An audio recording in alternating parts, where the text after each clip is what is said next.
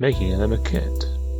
A maquette is a scale model, or a rough draft, of an unfinished sculpture, so sort of like a 3D sketch of sorts. So in animation, this is used for reference when animating the character, and helps to bring consistency when worked on alongside the model sheet, and helps to keep a three-dimensional look of the character, so the animators can see it from all angles, to help fully understand how a character looks in the shots they have to do.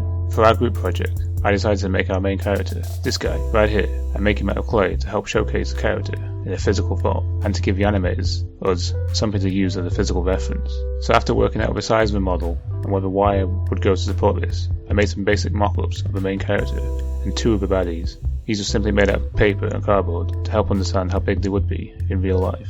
I started to make the final model by simply using garden wire to make the skeleton of the body, and then wrapped more wire around this to help bulk it out some more. I then added tinfoil to this base to help bulk it out even further, and constructed a head by making a ball out of foil and putting this onto his neck. This means I can use less clay to make the model.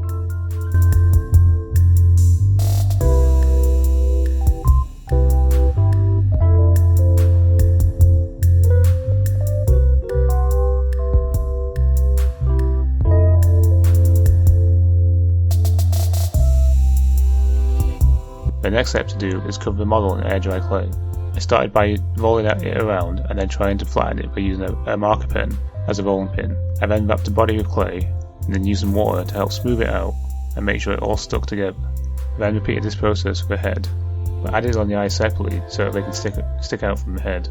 I then made a small hole in the bottom of the head so it can easily attach to the body onto his neck hole. The hands are also made separately and then just poked holes in for the wire to be attached to them later.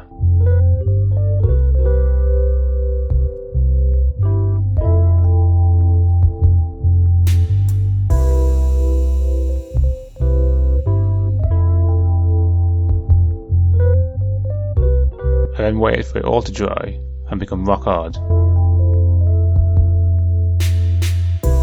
I then gave all the pieces a quick sand to make sure they're all smooth, as this is the look of the character and will help the paint stick to it later.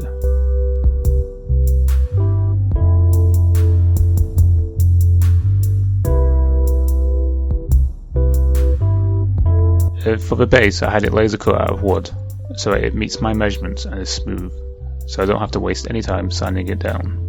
But this led to me having to cut some more wire and having to insert it into the model's feet, so then it can be attached to the base securely and will stop it from falling over. I then painted the model a light blue because I thought that's what the colour it was supposed to be, but more on that later.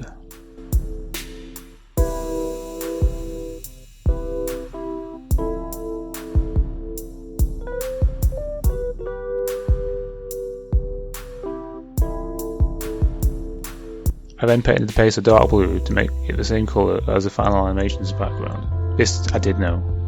I also painted the eyes white because most eyes are white anyway. I then waited for it to dry so I could assemble it together.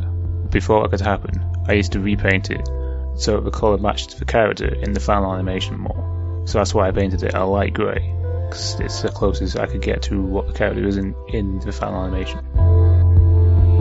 I then painted the eyes a turquoise colour to further match the final animated character. And here he is, here's the finished model, here for you to see, and to help promote the film.